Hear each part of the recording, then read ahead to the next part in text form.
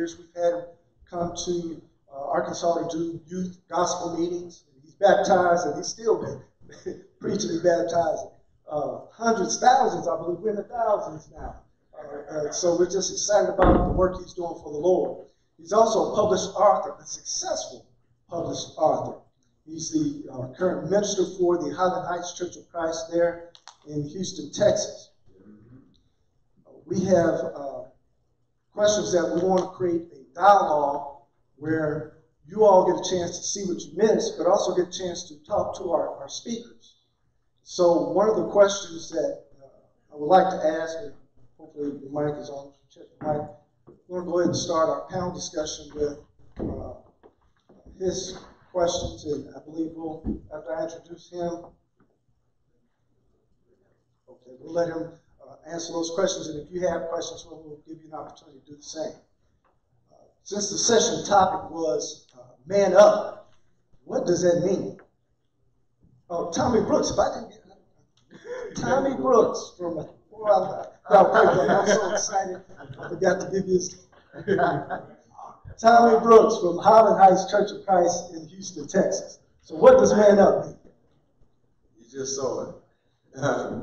Thank you. Excited to be here with you all, and certainly grateful to God for the opportunity to, at any time, to proclaim His gospel and to speak on it as one of His men servants.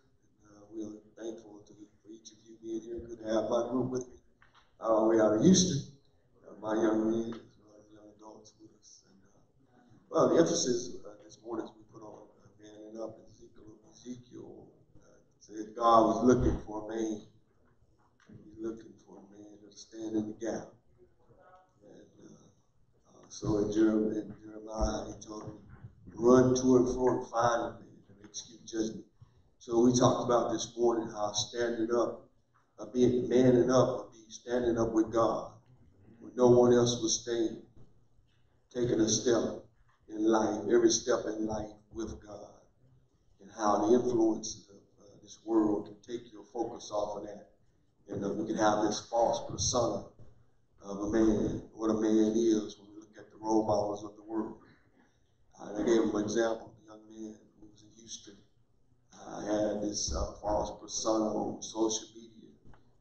He called him a bedroom gangster, where he presented himself as hard with pictures. This is as we'll talk about tomorrow, God, Satan's dirty needle, injecting information into the minds of our youth. And he presented a false persona of being a man in a way that is not a man in God's view. And so we summarize that to help them to understand being a man was one who can man up with God, because life without God is vanity, meaningless. We talked about, how they be iced up with jewelry and things of that nature. And so I laced them up. I don't know nothing about that. The old folk do nothing about it. I just mean I gave them information. But the kid, I kind of educate y'all a little bit. You ain't gonna find that one in the dictionary. The kind of guys go out to the street there a little bit. But anyway, I laced them up because they was all woke asleep. Y'all know what that means, right? They weren't uninformed of what a real man is. So I laced them up, you feel me? So simply put, is a man will stand with God. That's all right. That's good. Next question we have for Brother Brooks is, with so much success as a published author and as a gospel preacher, how can a young man be successful in life and with God? Well, the decision he just made to live life with God is the beginning of success. Ecclesiastes, Solomon wrote, the only difference between a wise man and a fool is that the wise man will open his eyes to the truth, and a fool will keep his clothes. And it's not just young folk, it's some old men, but they're still fools. And their eyes closed to the truth. Success is not measured in temporal things. success is measured in what Jesus said, what does it profit a man to gain the whole world and lose his soul? So success is choosing life with God. Unfortunately for me, unfortunately in one way, is that the travail of life is what causes us to make those decisions. And Solomon said, Ecclesiastes 1:13, for this sort of travail has God given to the sons of men to be exercised. The sword travail is a painful experience, and one God hands to us. For me, he handed the death of my little brother at the age of 24. He was 20. And based on handing me that pain, I exercised. In other words, I made a decision to choose to live life with God. That's all right. And as an author, I wrote that as the beginning of living life with meaning. Life without God has no meaning. Secondly, then man must, once he choose to make a decision to exercise that decision to choose life with God, then he have to look at the man in the mirror. The mirror being the word of God. In other words, he has to be educated on what God looks for in a man. And looking in the mirror, if he look in the mirror and go his way, as if he didn't see what he saw, and he will never grow. In other words, you got to be a doer of the word, not a hearer only.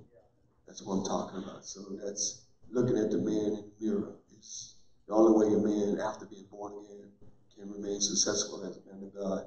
And then the third one is looking at the man in the background. Let this mind be in you, which is also in Christ Jesus. So once I choose, once I exercise, I make the decision to live life with God, then I have to look in the mirror and start changing my image. Not outward appearance, but the mind. For God looks on, doesn't look on the outward appearance. And when I do that, I should see in the background of my mirror Christ. So if I look like Christ, then I have behavior, the character of Christ. So all my books are in sequence. Life with God, looking in the mirror, and then do you see Christ? So if you don't see Christ in the background, he said, let this mind be in you, which is also in Christ Jesus. You can only get that from the doctrine of Christ. Revelation 14:12 is also the faith of Christ. So one time, if I take those 3 steps, then that'll get us to what ultimate success is. Hearing him say, well done, the good and faithful servant. Yes, sir. This next question wasn't on my list of questions, but you talked about all these books. Did you bring all those books? All those books are here with me. I believe we got in the conference room down the hallway. When we break for lunch, you get a chance to stop by, and even after our sessions today, there are books available by our published authors that are with us today on the panel. So make sure you check out Tommy Brooks's. Yeah, they're designed for young adults, adult studies. They're not dated. I write for 21st Century Publishing. And so we write for the cornerstone of faith. So it's good for Bible classes, certainly generation discussion. If you're trying to step people through life, and not just young people, it works for young and old. Thank you so much. I got one more question, and we'll let the rest of our panel entertain some questions. I don't want to take up all of our time, but one last question, if you can, try to keep this a little brief. You talked a lot about role models this morning in our morning session. Did you have a mentor or role model growing up? And if so, how important is it to have a mentor or a role model? Well, yeah, growing up I had a role model, but because that was a role model that did the things I like to do. There's one role model I talked about this morning. We call them our friends. Then when I got baptized, all those who I called my friends, I thought were my role models, turned out to be not the right role model. So now, only after that, after I obeyed the gospel, because I obeyed the gospel, Thomas Foster became my role model as a gospel preacher. Then there was an elder, his name was Bob Allen. Bob Allen, after I got baptized, took me under his wings and taught me my fundamental beliefs. It has not changed 34 years later. I still believe the basics of beliefs, my belief system, my foundation came from him. As a member of the Lord's Church, I never left the Lord's Church. I was faithful from the beginning. Bible class, afternoon service, evening service, and worship. And I have not left at First Principles. So I contributed to the first 2 years of my life as a Christian. This man, Bob Adams, he was an elder that loved me enough to give me all those fundamental beliefs.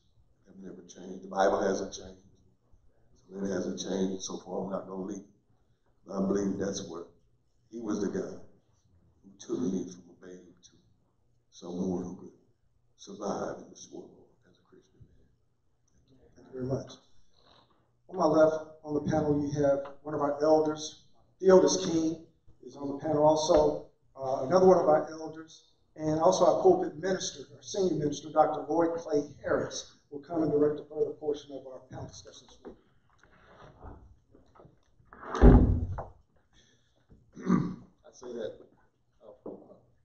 because I'm just already just coming on. What we're going to do, we're going to ask each one of the panelists a question, then we're going to open it up to the audience. So, okay. Maybe I need a little bit more. Okay. This goes to Dr. Lane.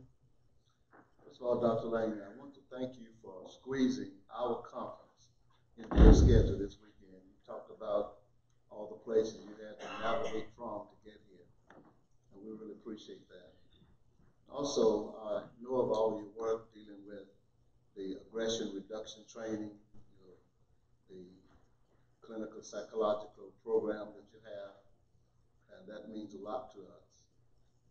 Your teaching and preaching in the Psalms have been an impact in helping people to deal with the fundamentals and the practical aspects of Christian life.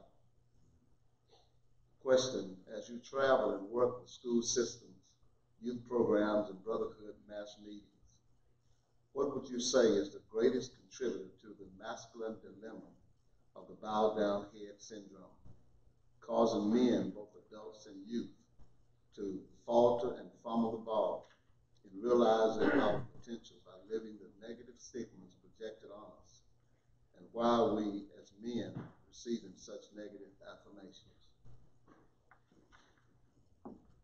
You're talking about deep. That's a dissertation question.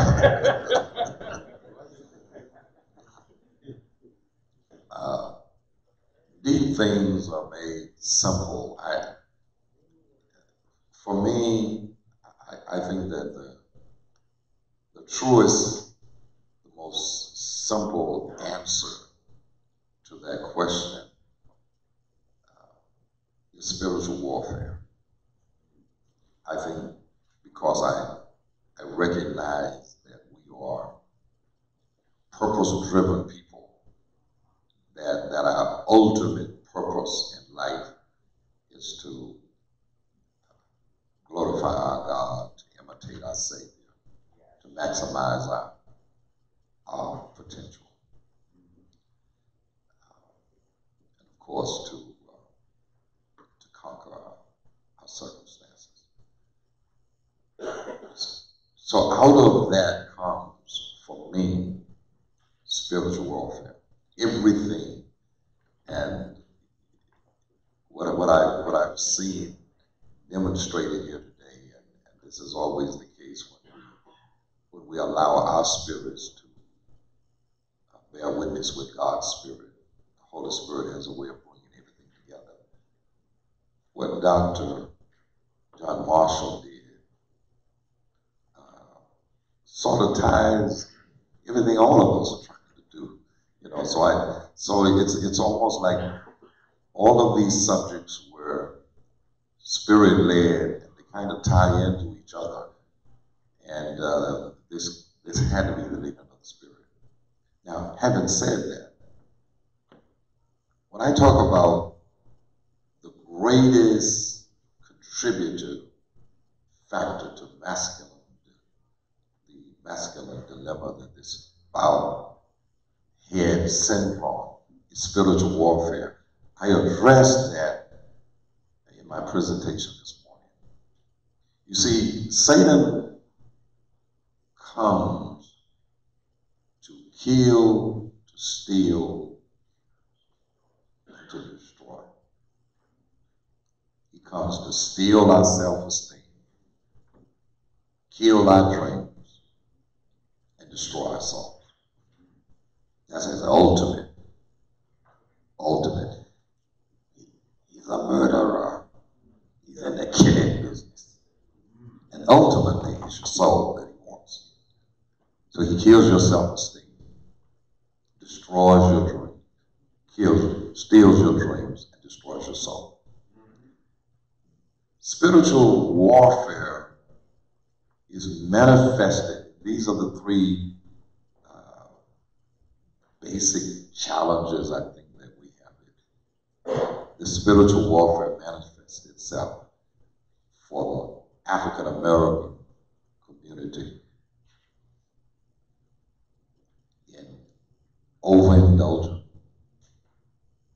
mothers, absent fathers, and systematic racism. But it's all a part of spiritual warfare.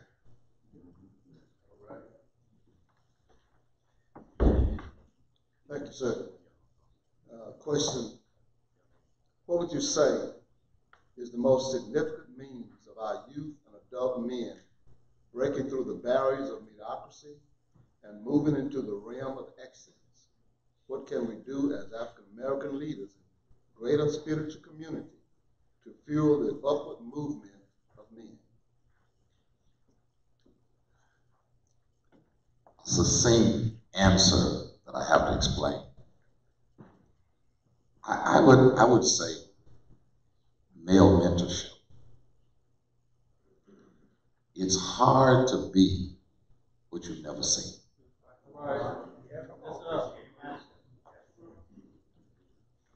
I think that if we're going to raise a different kind of men to face the challenges that have been presented to us by overindulgent mothers, absent fathers, and systematic racism, we have to prepare men in the 21st century who see a man. Again, back to John Marshall and Minister Brooks.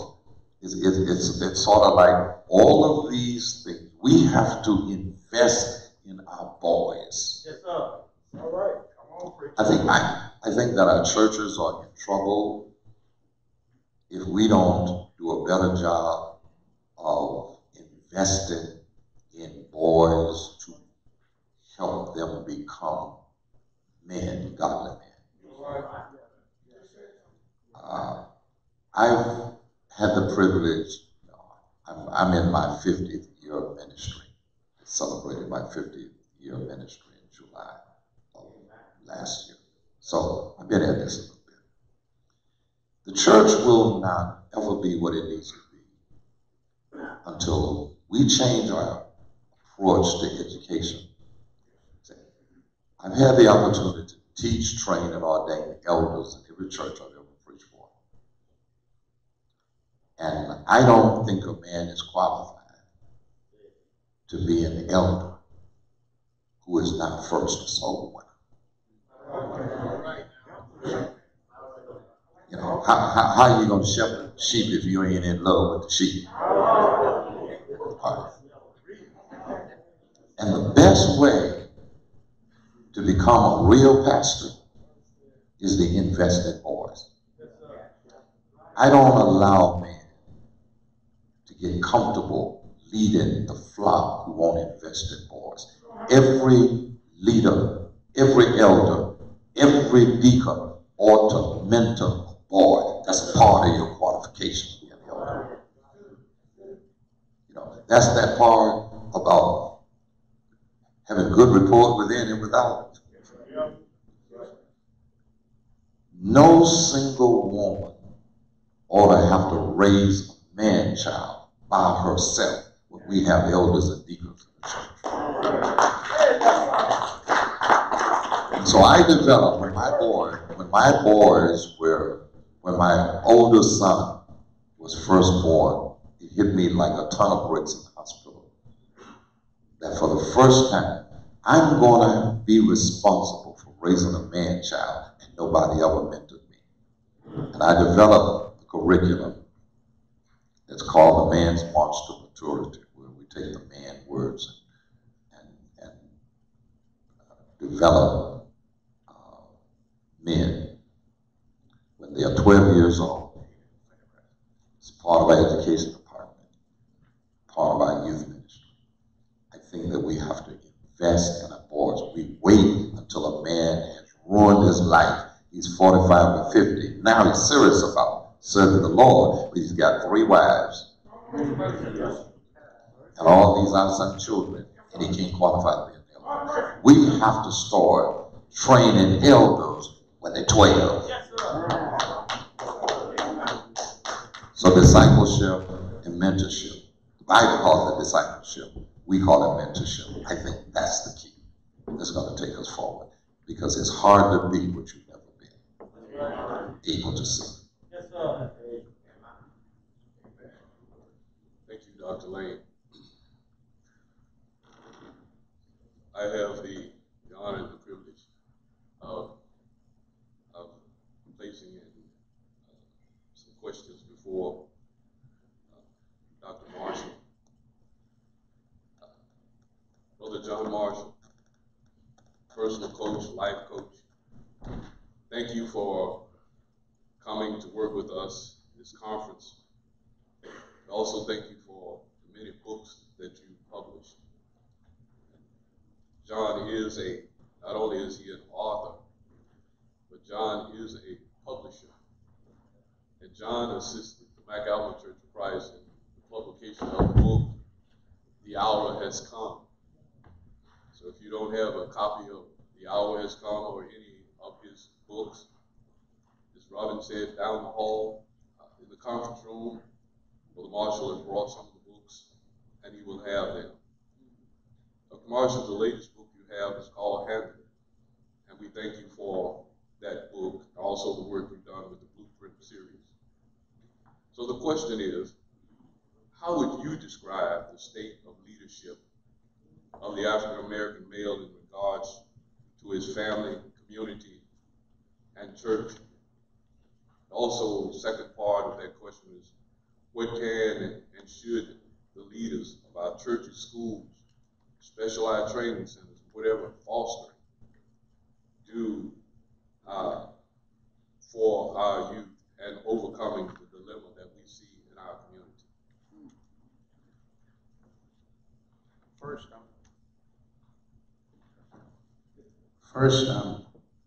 I'm just overwhelmed to be here, to see 100+ men on Saturday.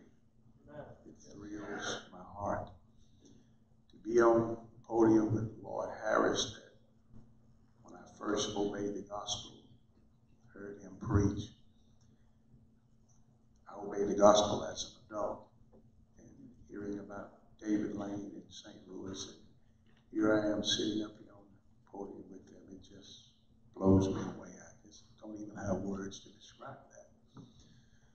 I kind of came into where I am maybe different than many of you, because I had a tremendous father, tremendous mother, who provided all of the things that I needed. I had a tremendous mentor, encourager.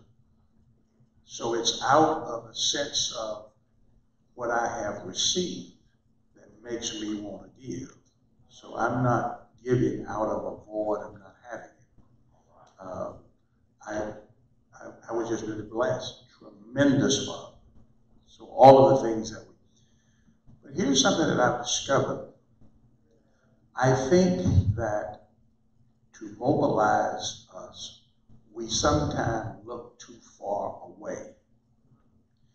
We need to start looking for our mentors and the people who are going to help us get to the next level. We need to look, first of all, in our bloodline and in our sight line. If you don't see them, it's hard to be mobilized by what you don't see. Brother Lane just mentioned that a moment ago.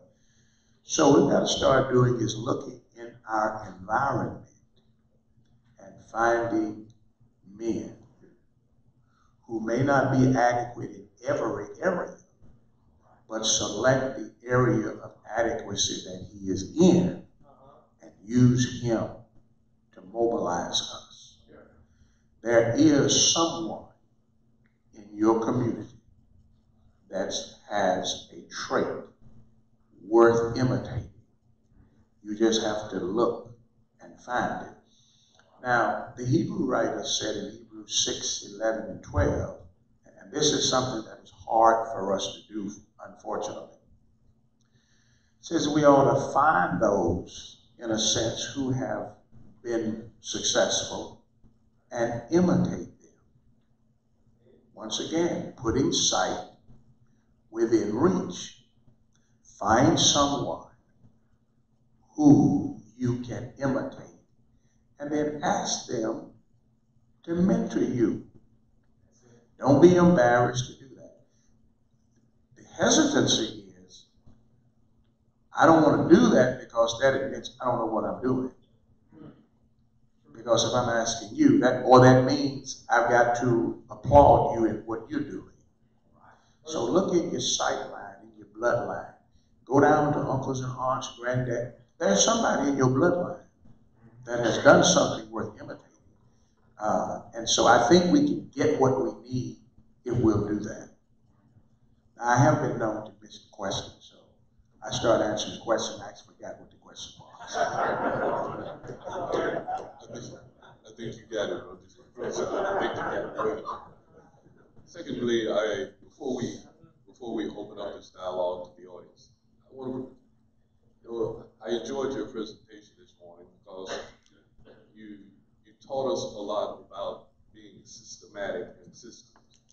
So the question is, in your estimation, are there leadership styles and systems considered to be effective in the past that should be passed on to today's youth for lack of effectiveness and upward mobility? We have to always take into consideration what has our culture and our context created. In 50 years ago, 40 years ago, people were more organizationally allegiant. Now we have a culture and a climate of people who are individuals. As a matter of fact, fewer people believe that they need to be a part of an organized religious group. But the same percentage as always say they are spiritual. So you'll talk to a person and they'll say, I don't need church, I have a relationship with God. So when I go out on a lake on Saturday, I'm being as spiritual as you are when you go to worship. So when you take into consideration of that, we may then have to adjust the leadership styles that we used in the past. I grew up in a house where my daddy told me, and I did it, because I couldn't stand the pain of not doing it. My son, my oldest son, has raised 3 sons who are as responsive to him as I was to my daddy. He did it without whipping his boys. So he's used a totally different model, and he has been successful with it. Now, the only difference is when Daddy said it one time, I did it, but Eve had to say it 2 or 3 times, but his sons did it. So what we have to look at is, when I do this, is it working? If it doesn't work, how can I tweak it to make it work? So the model, the leadership style, may actually have to be adjusted. If you are a supervisor or on your job, you cannot exercise the level of authority as employees did 30, 40 years ago. It doesn't work. So you can't do that. So you have to adjust. And that's one of the challenges if you are in the above 50 generation. I saw this in the military. When I was stationed in, when I was living in North Carolina. The guys at Fort Bragg, they hated the older guys because it used to be, you don't take into consideration how people feel about anything. You give them the facts and let's go do it. So things are becoming a much more what we call people-oriented leadership teams. Companies used to be run by the CEO, now it's teams who are making decisions and giving feedback. So you do have to change that leadership style because of what the culture and the climate is giving us to work with. Thank you, sir. What we're ready to do now, you've heard these men. Brother Brooks has addressed our young men. This topic has been manning up or man up. Brother David Lane has addressed the topic of lifting up our heads. Brother Marshall has talked and given us some concepts or systems and how to handle it. So we'd like for you to direct your question in these areas, these topics that have been given today. And we know that everybody can't ask all the questions that you have. So we want you to be courteous of one another. So what we're going to do is Brother Mike Williams has a microphone. And as you are recognized, we want you to please state your question and direct the question to the presenter whom you would like to address today. So let us open up. Are there any questions? No, but I have a comment. All right, Mike, go ahead and Do one comment. I'll be over there, Brother Gaston. So I was listening to Brother Marshall on the direction of seeking out a mentor. And if you can't find one within, or look for someone without to help give you that guidance and give you that direction. I'm proud to say that a gentleman that I looked up to as a boy in 1970 when we moved to Little Rock from St. Louis, Brother Lane, know the area. In Newstead was a community that we lived in. And we moved in to the project in Eastgate in 1970. So I sought out, just because by this gentleman led by example of what that male role model should look like. I'm proud to say that that gentleman is still mentoring young men today. And I stand here next to my friend, Mr. Joe Carter, is that guy that I looked at in the community in 1970. Joe, I put you on the spot, brother. All right, Brother Gaston, just hold on a moment. Brother Williams will make it to you. While he gets to Brother Gaston, if there are any other questions, so we can keep it moving. Thank you. What was that name again? Brooks. Brother Brooks. I really appreciate you. Preston Adams and Bob Adams were also my mentors. Yeah, his father too. But anyway, I don't know who exactly to address this to, but how can we reach those who have been losing the battle and feel defeated to lift up heads? How do we help them to believe that their present situation is not their final destination? I think it might can be answered on this side. Whoever want to take it. First, I think Brother Lane had us gave us some practical applications of things that we could do to help lift up our heads. So what we're going to do is we're going to start with Brother Lane, and then we're going to allow Brother Brooks to share some of the things that he shared with our young men. I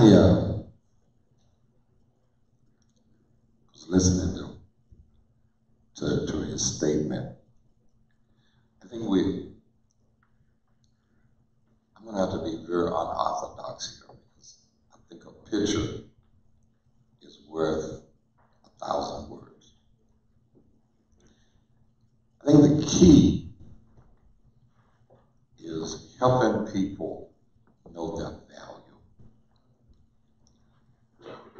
It's very hard for us to empower young young men to be different if they don't know their value. I'm gonna do something very unorthodox, prove a point. And if I don't get no more questions, it's okay. Take 2 minutes. I want to say something. I have here a $20 bill. I never come to a conference like this if that doesn't come up. Can you see that? That's a $20 bill. How much is that worth? $20. So I ball this up and spit on it. How much is it worth? I stopped. How much is it worth? So it's been spit on, stepped on, balled up, but it's still worth. You know why it's worth $20? Because the circumstances of this $20 did not change its value. Its value was determined by its creator. Did you miss that?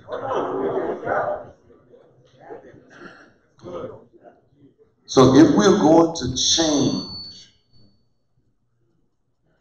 how we see ourselves, we have to remind our children, our sons and our daughters, that the circumstances they were brought up in, what side of the tracks they were raised on, none of that determines your value.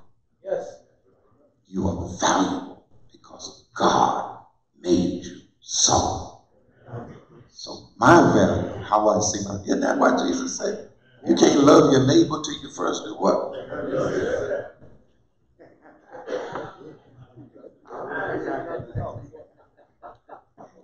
Come behind that. Simple boy, I do it like this though. There's a man in New York City, and he was getting on a subway train early in the morning. There was no one on the car train but him. The environment was very quiet. Train rolls down the track, comes to a stop. In walks a father with 3 boys. And the doors of the train closed. And the kids, the father sit down by the man in the quiet environment. And the children starts to become babies. Y'all know what that means? Man, the boy. Jumping around, creating all this noise in that quiet environment. It just, the father, the man that was sitting in the quiet environment, sit there as long as he could take it. Finally, he couldn't take it no more, and he hunched the father next to him. He said, man, hey, what's going on? Can't you get your children under control? And the father of the children had his head down, and he said, oh, sir, I'm sorry. You see, we just left the hospital, and their mother died. And I don't know how to tell them. He said, oh, sir, I'm sorry. Is there anything I can do? His view changed. He didn't have to pray about it. You know, we said, let me pray about it. He didn't have to think about it because his view was, this is a man with some bad kids that are out of control. And when that view changed, he saw compassion. He went from anger to compassion because he had a different view. We can't rise above where we are if we can't just keep the same view of who we are. If I see myself as no value, I'll play on what he did. Since he got a higher education of it. Kind of like Brother Marshall. I don't know why I got on this panel. I'm with you, Brother Marshall. But anyway, I can't get past what he just done. But I can play on that. But when the person see their value in their view change, that's the only time. It's called paradigm shifting. It many people stuck in a view, you won't get them anywhere. That's my answer to your question. I hope I answered, but Brother Marshall, I forgot what the question was. Next question, Brother Mike. I've enjoyed it tremendously myself. And something that Brother Brooks made mention of about the kids, young teenager, or whatever, and how the parent was saying, you owe me this respect. I cannot see that as growing up as the way in which I was raised. I was shown what discipline was at an early stage. Matter of fact, I thought it was too early, but nevertheless, my parents thought differently. And my thing is this: when you said that, Brother Roach, I believe his name correctly, I felt so in tune with what you just said as what that parents was respecting from the child. But yet still, immediately I sprung back as to when I was brought up as a child, and I was taught discipline, I was taught respect. To me, at that point, it was fear. But what I did not know, that it was developing throughout the years, which turned into respect of not just only my parents, but for any person that was in that category as an adult. We was actually even taught to respect the older people, whether they were parents or kin folks or not. I couldn't understand it as a child.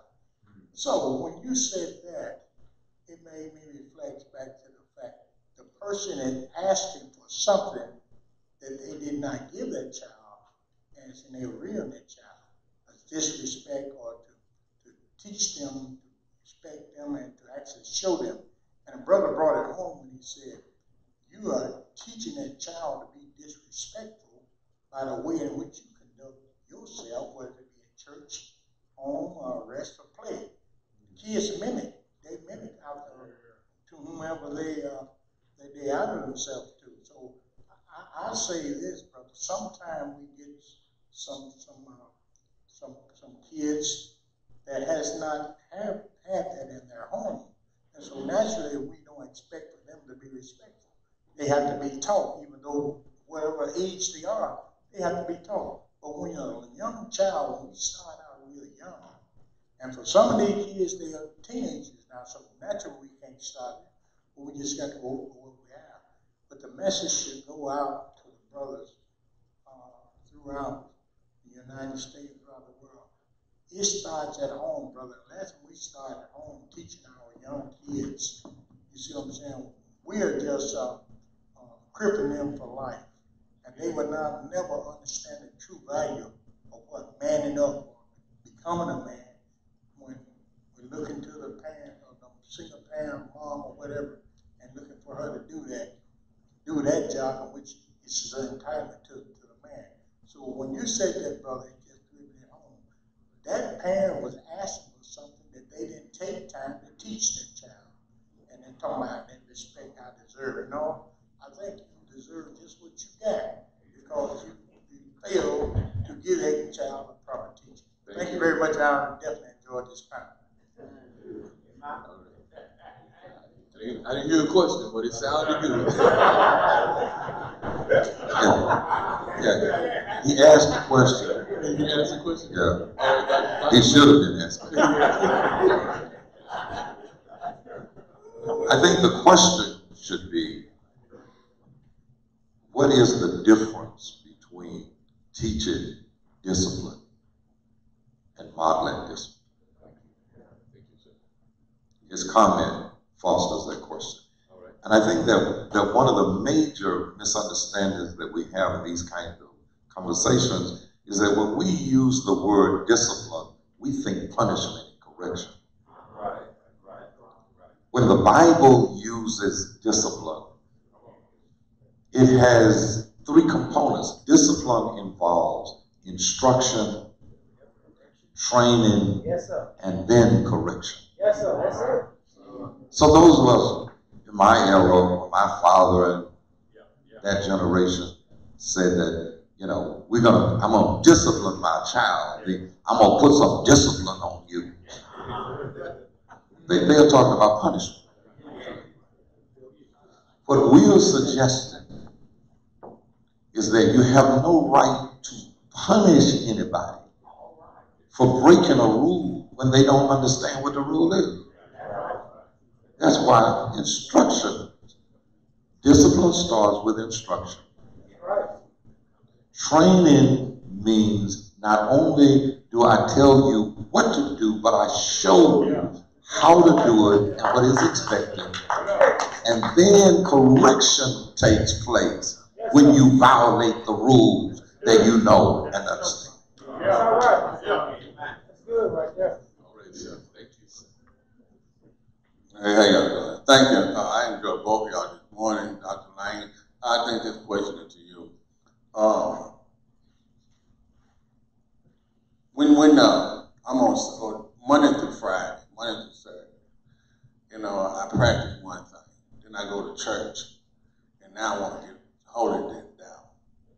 How can I make it more steady from Sunday to Sunday, the teaching of my children?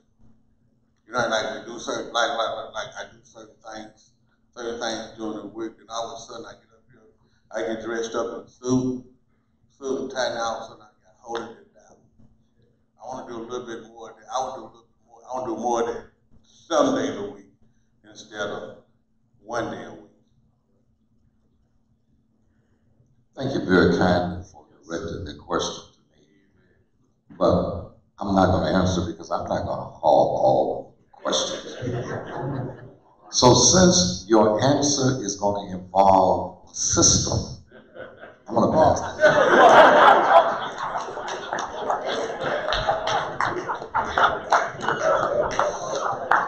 Not a good answer.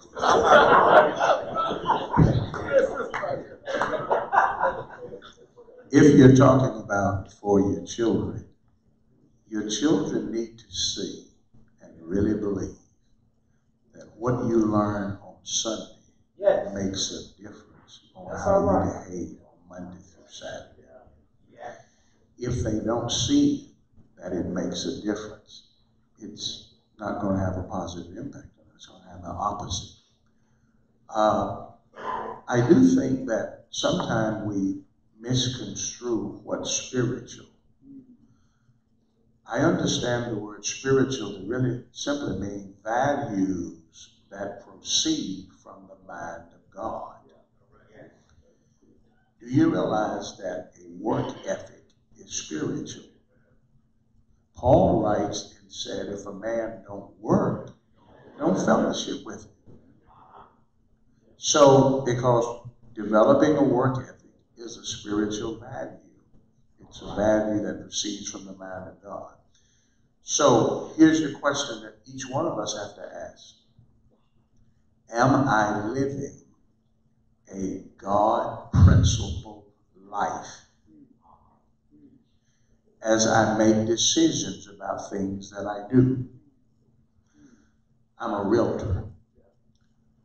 I talked to a man who's a member of the church a few days ago. He asked me to do something that's illegal and unethical. And he has $700,000 of property. You figure that at 6%, that's a lot of money. But I said to him, I don't do illegal and unethical stuff. So I don't care what he said, I don't even entertain that. So my spiritual principles speak to what I do Monday, Tuesday, Wednesday, Thursday.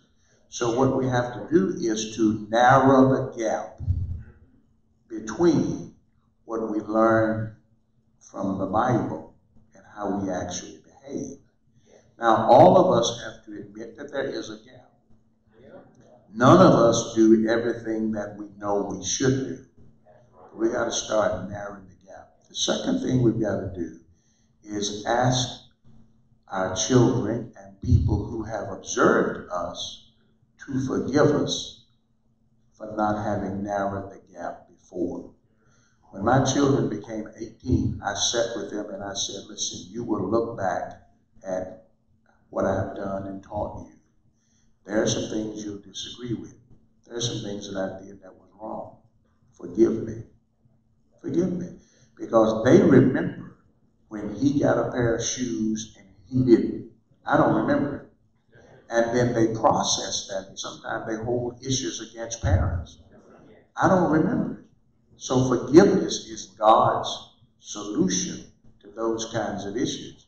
But we've got to, once again, create a system, strategy, whatever it is that I learned, spiritual principle-wise, place it into your everyday behavior before you make decisions, before you do things. How does my spirituality speak to this? That's good right there. We only have time for one more question. This will have to be our last question, Brother Williams.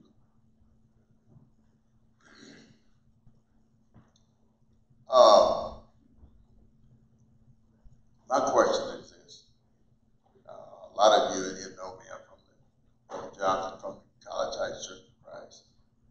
From Lane, back probably 20 years ago, did meetings for us there. And this brother here in Tennessee, my homeboy, Brother Marshall. But anyway, here's something that I'm facing now. Brother Mitchell, know, for years, we've had good success with our youth at College Heights Church of Christ, bringing them to the youth conferences every year, and I enjoy that. But now I've run into a situation to where I'm begging parents to bring their children to Bible class, and I've pleaded with them, if you can't bring them, call me, I'll come pick your children up for Sunday morning or Wednesday night. And now we don't even have a youth Bible class, and that's really it's weighing heavy on me, because down through the years I've loved that. I taught the youth for many years. I really want our younger men to step up and take that task, because I'm getting old now. I'm turning 73 in a few weeks. But I still have a desire to do the Lord's work, and I still have a desire. I see where our young men are going. I see Satan doing his job as a roaring lion, seeking whom he may devour. He's just sucking our young folk up like a vacuum cleaner. And right there, the ones that are coming to church, their parents bring them to church late. And I need some help with a solution to that. And, just like today, I begged them, young men, to come up here with me. I'm probably only, is anybody here from College Heights besides me? No. But I may have to talk to you. I know we're running short on time with Dr. Lane, Dr. Marshall, Brother Brooks. I need some help in this area. I'm gonna probably have to sit down and we have another talk about this. Maybe even have one of you men come to the congregation and do something. But something has to happen. So please, however you all can, whatever information you can give me to assist me in that, please. I need help. We need help, I'm saying. And you all pray for us here. Because I really hate to see our young folk falling by the wayside. Tell you what, I think in order to answer that question, I'm going to allow the panelists to use that question maybe as a summary statement. First of all, Brother Brooks would like to have something to say about it. He can. Yeah, I would just say it's not just in your congregation that problems exist, in other congregations. But I think conferences like this makes a difference. But we probably need to do more for our brothers because it's a common problem in congregations. The brothers don't step up. It's not just women, but men taking the lead. Right. I asked the brothers back home if you could take this and ponder on it. If a brother followed you from Sunday to Sunday, what would he look like?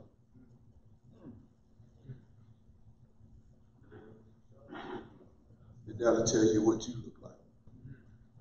And that's the problem in the church.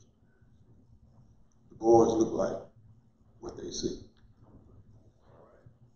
And so if each of you commit, if everybody here would have brought a young man with them, we'd all help somebody. Ask yourself why you didn't bring a young man.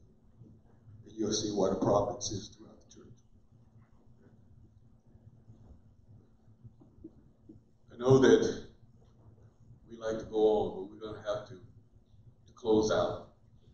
First of all, on behalf of leadership, members here at the McAlvin Church of Christ, we want to say to Dr. Lane, Marshall, Brooks, how much we appreciate the information that they delivered today. We got to get ready for lunch, and we're excited because we have a special speaker for our lunch, and we want to make sure that we give you the time that you need, but we also want to give him the time that he needs. So with that in mind, I say to Brother Mitchell, is there anything, Brother Lee? But Brother Mike is going to come, and after he gets through, we're going to ask Mike to say a quick prayer, and then we'll be dismissed. You can just go down this hallway, and we'll direct you over to the gym. Lunch will be served, and we want you to enjoy yourself and enjoy the fellowship. Thank you. So one quick reminder, we've got 1 hour and 3 minutes for lunch. So if you've been in the military, you know how to go and come. Our next session starts at 1 o'clock. We want to be timely. We want to respect your time. So we're asking that we make our way back over here for what you just witnessed as a panel on the second panel that's coming in. There'll be no more presentations. The only panel